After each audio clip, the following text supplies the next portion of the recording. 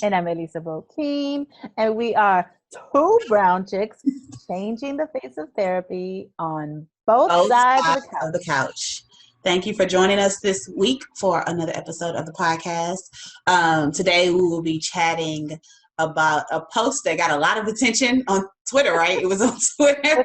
It was a tweet, yeah. It was a tweet that people weren't well, most of the people understood the point of the tweet, but quite a few people were a little bothered by their interpretation is what it is, of the tweet, which is understandable because that's the whole point of social media. People read it the way they want to read it, and it's a good place to have a debate. I guess I don't tweet that often, so I don't know, but yeah, so we're gonna just chat about that. And the tweet was about ghosting your therapist, and so we are going to just talk about the tweet, talk about reasons why you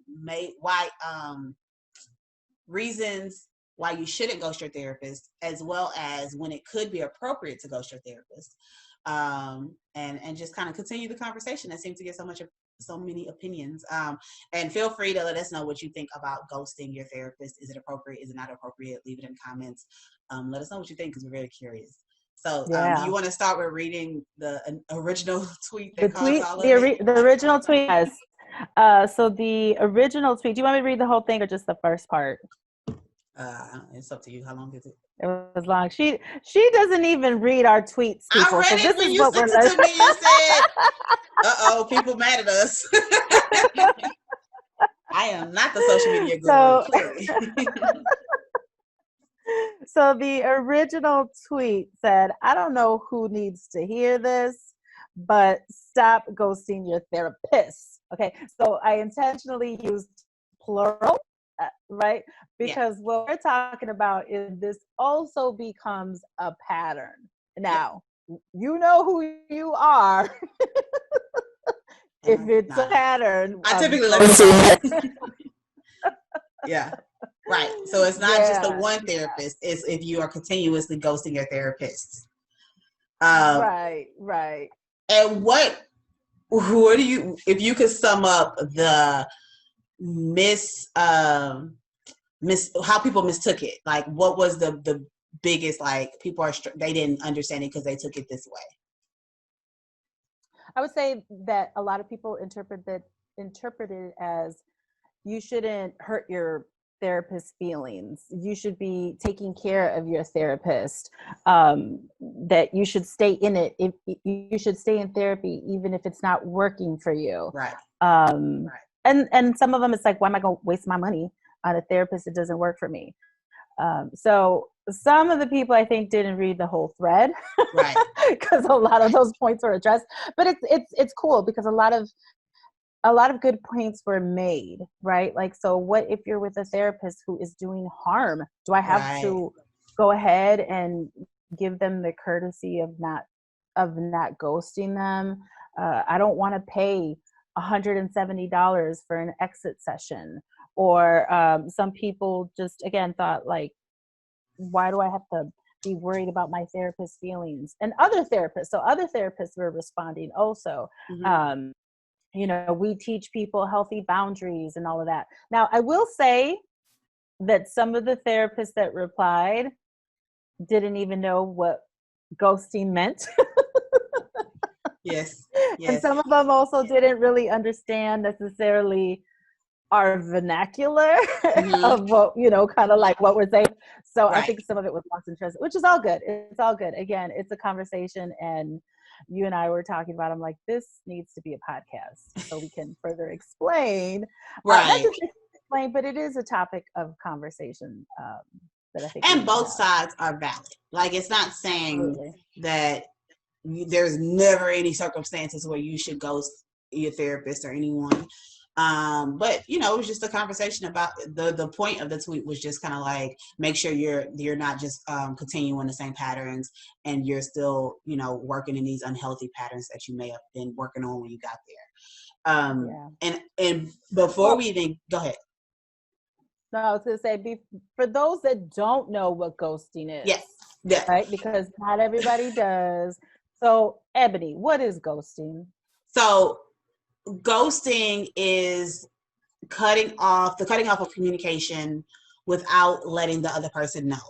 And so when we talk about ghosting, obviously we talk about it a lot in dating, where we're talking about you have had this relationship, or dating, you're getting to know someone, and then they reach out to you and you just stop responding and you just disappear, basically.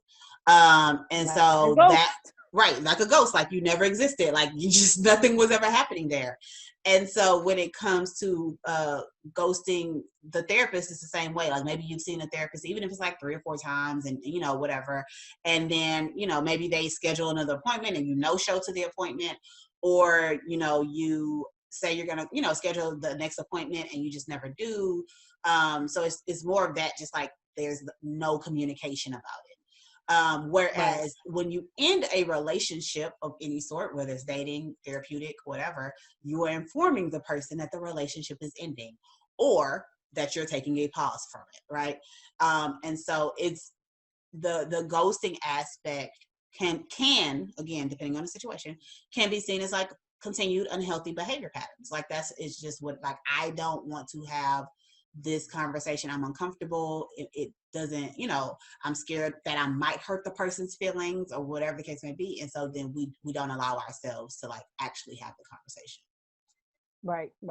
So some of the reasons why you shouldn't ghost your therapist, and I will preface this is not about sparing your therapist's feelings, or you don't want to make them feel bad, whatever. This is not about the therapist. Let me just say that this is not about the therapist. Even though, hey, I'm not coming back to therapy, or I have a session scheduled with you and I no show, it's good practice just to say I'm canceling the session, but that's a different topic. We're not saying this for the therapist's benefit. We're saying for you. And so one of the reasons why this is really an opportunity for you to practice healthy communication. Mm-hmm. And therapists specifically are trained to have difficult conversations. Mm-hmm. They're trained to deal with the discomfort of something even that they've done. I think sometimes people don't know that you can also let your therapist know when you're not satisfied with what's going on. Like, it's okay for you to give feedback. With that being said, fully understand the power differential in the therapy room, right? And that can be difficult sometimes. And again, this is where you can practice that. It's funny because one of the people that tweeted back, it was great. They're like, "Oh, I tell my therapist all the time. I had to tell one that I couldn't see them anymore because I was too attracted to him, and so I wouldn't be able to focus." Yep. That's funny. I thought that's great. That's great. But we recognize that not everybody has that ability. Again, we just want you to consider that this is an opportunity for you to practice that within the safety of a therapy room. Yeah, I definitely think that, it's more about your healing, your work, practice, all of that, than it is about sparing the therapist's feelings. And so, and I, again, understanding completely that it is extremely hard to have certain conversations just in general, right? But if you know that that's something that you've continued to struggle with, if you know that every time you end a relationship of any sort, you just disappear, like, this is an opportunity for you to be able to say, hey, I don't think this is working for me. And know, for the most part, right? Because you're also in session with these people, but know for the most part that therapist hopefully would be like, completely understand, here are some referrals. Because that's, anytime I've had someone tell me that they didn't want to continue the relationship, the therapeutic relationship, and or when we do a consultation, I don't know if this is going to be a good fit, like, I just don't know, for whatever reason, cool, here are some referrals for people that possibly work better for you, especially if you have a reason. If you could tell me why, then, oh, okay, I know this person that'll be a good fit because we're different in this way, whether that's fees or style or whatever, then I know this person may be better for you. So it's kind of, it's again, it's not about the therapist. It's not about, and I think that was the biggest misinterpretation, was that it felt like it's like defending the therapist and Right. make sure that you don't hurt your therapist's feelings, or that, and it's not about that. It's about you. No, no. Mhm. But sometimes, things don't get fully translated Yeah. online. But, I will say the other thing for the therapist are listening also, because I know we get a good mix of both, right? So Mhm. we've got the therapists that are listening as well. And I would say, from the therapist perspective, this is one reason why I like to do regular checkups or check-ins with my clients, Mhm. and let them know from the beginning, hey, I know I'm not the end all be all. My ego is not so large that Mhm. it hurt my feelings. If you say, you know what, Elisa, I don't know if this is really what I need. Like, I'm still gonna be there to support you to getting to the goal that you have for therapy. So as therapists, we can reiterate that we're open to that conversation. And so Mhm. every few sessions, I like to ask my clients, is this working for you? What's working? What's not working? Where are we with your process? So as therapists, we can also be proactive about communicating that to our clients, especially the ones that are going to have a little bit more difficulty with bringing up the topic. Mhm. Definitely, definitely. Yeah. So what was another one of the So another one is what we've already kind of touched on, is that this is really an opportunity for you to practice healthy communication, boundaries, and conflict resolution, right? This Mhm. is really an opportunity for you to, a lot of the times people will come to therapy, especially us that were relationship therapists, will come to therapy. And one of the main reasons is communication. Mhm. I want to learn how to communicate more effectively. Okay, this is an opportunity for you to still do that and to practice healthy endings. Because Right. again, we're not saying don't ghost your therapist, does not mean stay with them forever or stay in therapy. We're not talking about abandoning the therapist. We're talking about don't abandon your process, don't abandon your healing. And so here's an excellent opportunity for you to practice what ending a relationship in a healthy way looks and feels like. Definitely.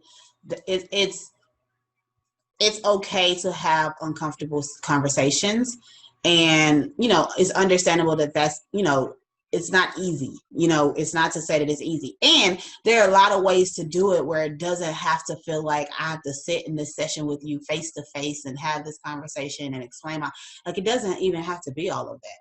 Like, you can easily send an email, you can easily um text, call, or whatever form means that they have going on, just to let them know. Or let me just say this: even if you cancel an appointment, and it depends on how long we've been seeing each other, right? But even when clients kind of cancel an appointment, if I've only seen them like once and they cancel and they don't try to reschedule or anything like that within like a week or two, I'm like, oh, okay, they moved on. But most of the time, most of my clients would send me some type of a message like, can you cancel, or I canceled this appointment. um you know this isn't working, or I'm taking a pause, or whatever, but they'll kind of inform me.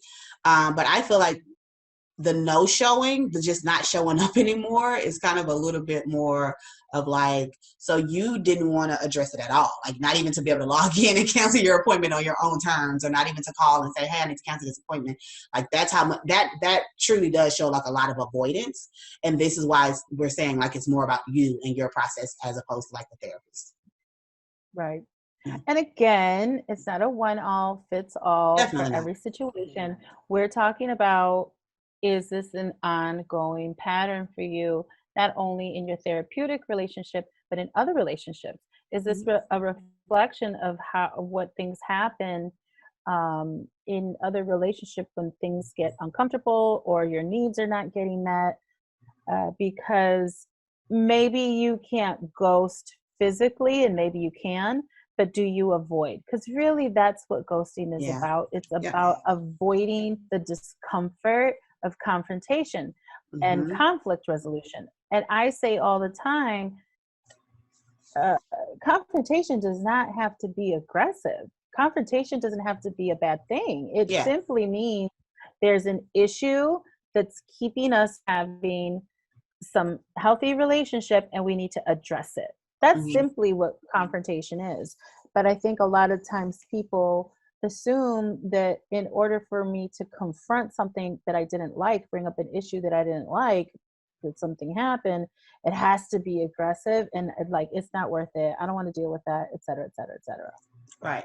And I think that even goes into, wow, this is kind of a little bit off topic of ghosting, but even being able to give feedback, feeling like you can give feedback and feel comfortable in saying like, hey, this session, this part was helpful, but the other parts weren't as helpful.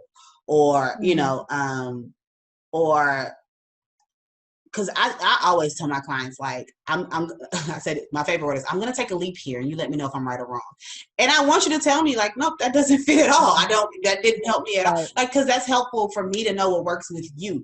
Because while I do have strategies and theory and approaches that I use, I also understand that each of my clients are different people.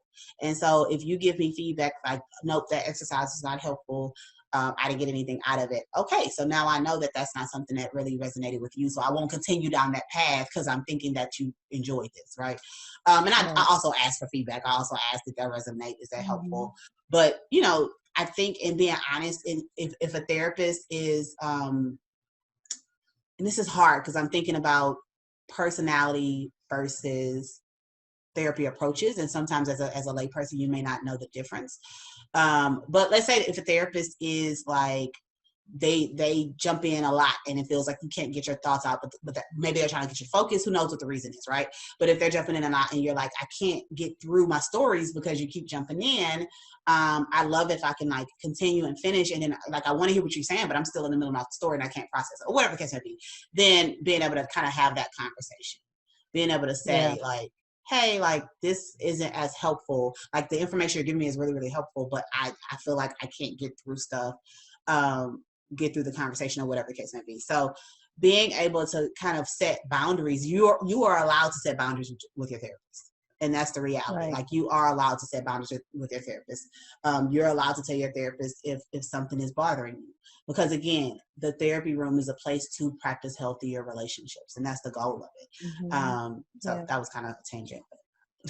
No, yeah, it's so true. And again, I think it goes back to, as therapists, also what we could be doing to facilitate that and really create that space for our clients, where we do understand that for some clients, this is a difficult conversation to have, or some clients are not going to know how to bring it up or what have you. So again, it's just another example of relationships, and the therapeutic relationship is a relationship. Again, like I said, this for the clients, this is for you, this is practice. Just see it as practice, right? Like, just see it as practice. This is the relationship where the relationship is all about you.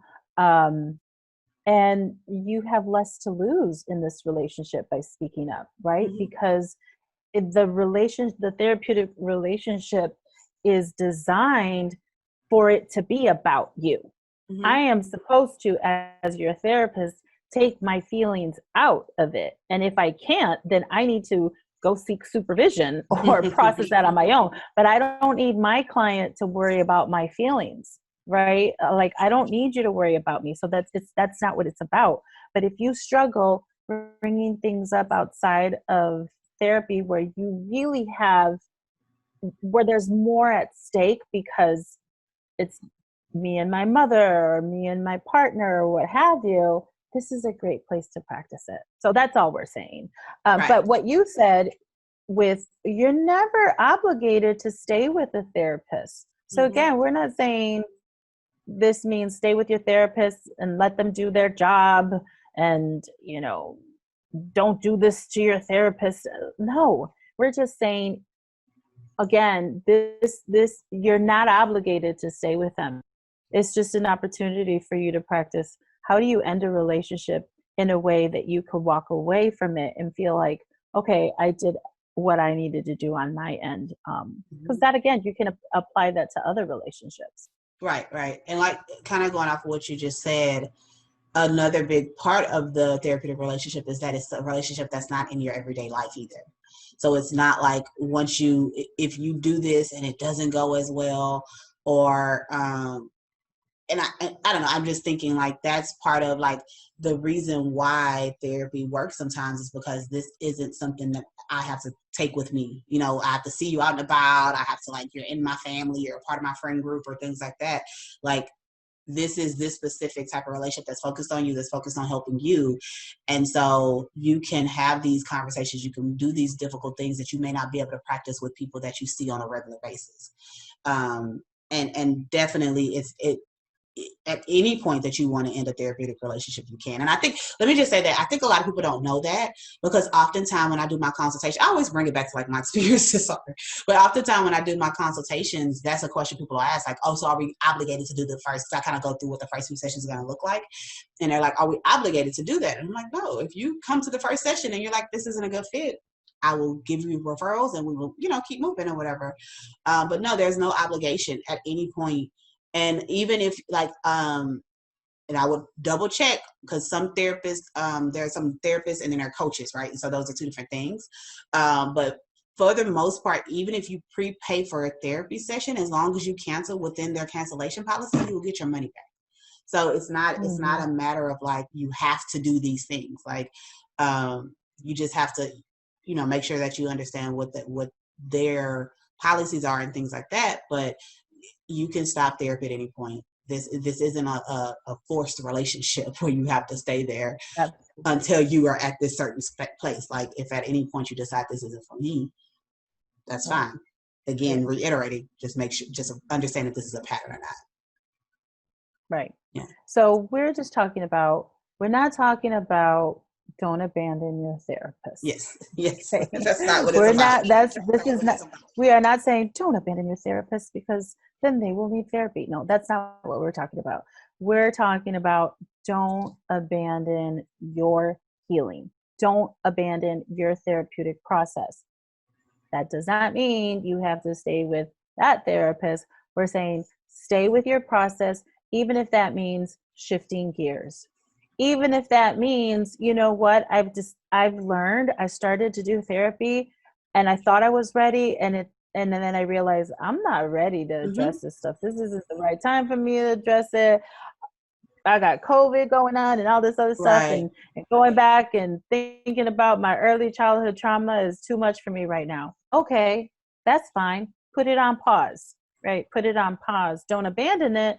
Put it on pause. So that's all we're saying. We're just saying don't abandon your healing. What we will say is there are ways that you can end it.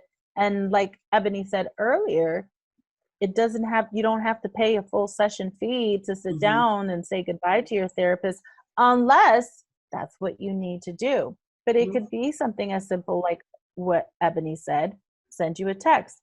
And you don't have to go into deep detail unless you want to, and just say, I've reached the point in my therapy, I'm ready to stop, or I don't think that this is a good fit, or I'm going to take a different direction. That's it. You're just ending the relationship in a way that you're putting the bow on, and I'm done with it. Right. And again, that's for you. Yeah. Do we want to talk about when it is appropriate to ghost, or do you have one more? Yes. Okay. Nope. Okay. So so it's interesting because I'm saying appropriate to ghost, and it's kind of like, that's not really what I'm saying. But are there times when it is appropriate to completely stop communication with therapists and or people in general? So the first one is if they're causing you any type of physical or emotional harm, right? If it is causing you harm, if it is, I know that I can't have this conversation because that is putting me in danger, then okay, like that makes sense that you would have to just end the relationship, right? So if the therapist is doing that, also, report them. But if the therapist is literally causing you physical or emotional harm, and you know that conversation will put you in more danger, then that is the time to not continue to just stop, right? I would also suggest that you speak to someone else to try to get some healing, whether that's a therapist or not. Maybe you don't feel comfortable going to therapist at that point, or somebody, but I would say speak to someone else so that you can process what was going on in that situation. But that is a time when it's completely okay to disappear and not have that conversation, right? I don't know. The other one, well, you kind of touched on this one, was the if you've already tried to set boundaries and things like that. Right, right. Like if, you know, if you have addressed the issue before in the relationship, if you said to them, these are my limits, this is going to be the consequence, and it's just overlooked and the behavior continues, at that point, it's not really ghosting. It's Right. like, it's time for me to walk away. I told you what was going to happen if this continues, right? But even that, there's an ending that can happen. Like, remember that time that I said, da, da, da, da, da? You know, like, so peace. But yeah, there are times where I'm thinking, even with the therapist, because there, like, I will say, there are a lot of great therapists, and I would say for the most part, you know, it may not be a good fit for you with a therapist, but I like to think that most therapists are not out there trying to cause severe harm to their clients. But there are some, right, that get into the profession just like any other profession, that there are people who take positions of power because they want to take advantage of people. So we're not saying that doesn't happen. But I would say in those situations, or even a situation, what we've been talking a lot about lately is when racism appears in the therapy room and your therapist says something racist or is consistently dropping microaggressions on you. You know, at that point, it may be that you're not going to get anywhere with this person, and you walk away. Like, we get it. You know, I would say that a lot of the times, what we're addressing, that's not necessarily what we're talking about. We're talking about, you gone to this therapist, didn't work out, and maybe it doesn't work out because you get to that point in therapy that it's like, you know, like, this is the part that I thought I wanted to, but then I get to it, and then, okay, let me try it again. So again, patterns. And then another reason why you may ghost, which again kind of goes into what you just said, is like if you haven't reached that point of your healing, right? So if you're going to therapy for the sake of communication, healthy conversations, conflict resolution, conflict avoidance, all of that, then if you've just started working with this person and you haven't really gotten to a space where you've figured out how to have those conversations, then it makes sense that you will probably use that as a way to kind of end that relationship. Again, we want to encourage you to at least try. You know, we want to encourage you that this is a space to be able to practice those conversations. But, you know, completely understanding that if that's what I'm trying to get help with and I feel like I'm not getting the help or I'm just not there yet, then it may feel impossible to even try to have that conversation. Yeah. So. And that may be something that, like, if you know this about yourself, so if you know that you're conflict avoidant, and essentially when something difficult comes up, you're like, I don't want to argue it. I'm not going to bring it up because it's not worth it. Or I'm not going to waste my energy on that, right? Like, these could all be indicators that you're an avoidant of conflict. So if you know that about yourself, you've mustered up the courage to go to therapy, you want to get past this, yes, go team. Let your therapist know from the beginning. Say, I just want to give you a heads up. I have a tendency of getting uncomfortable when we get to this point in therapy. So it would be helpful to me if you do check in with me, because when things get hard, you know, I have the tendency of avoiding conflict, et cetera, et cetera. So it could be, I mean, set yourself up for success. Let your therapist know that this is a pattern that you've noticed about in your life, and that you listen to Elisa and Ebony, and they told me to tell you because, you know, I'm trying not to ghost people anymore. Right. That's true. I wrote down this number of sessions count as far as like ghosting. But I feel like it's all the same. Like, even if you've had one session or the 20 sessions, it's still, are you able to communicate? Are you able to let someone know that this is no longer serving you and working for you? And if you aren't, pay attention to how that shows up in other areas of your relationship. because it probably Yeah. It will. It probably will. So we just want to teach you and encourage you to be an advocate for yourself, for your well-being, for your mental wellness all around, right? Is and to be an advocate, then we have to advocate. We have to use our voice. It's not always comfortable. We're not doing this for the other person. We're doing it for ourselves. So hopefully you feel like you've been a little bit empowered on what you might be able to do instead. And if you don't, that's okay, because there will be a therapist out there that when you're ready can help you on how to move past being conflict avoidant. Yep. So thank y'all for joining us. Make sure you go to melaninandmentalhealth.com to check out the previous podcast, check out some dope merchandise, as well as if you're looking for a therapist of color, check that out, Black and Latinx directory there. So check out all the therapists there. If you are a therapist, make sure that you're signing up right now while it is free so that people can find you and get the help that they need. Follow us across social media at Melanin and Mental Health, Melanin Health on Twitter. And that's all. Bye. Bye.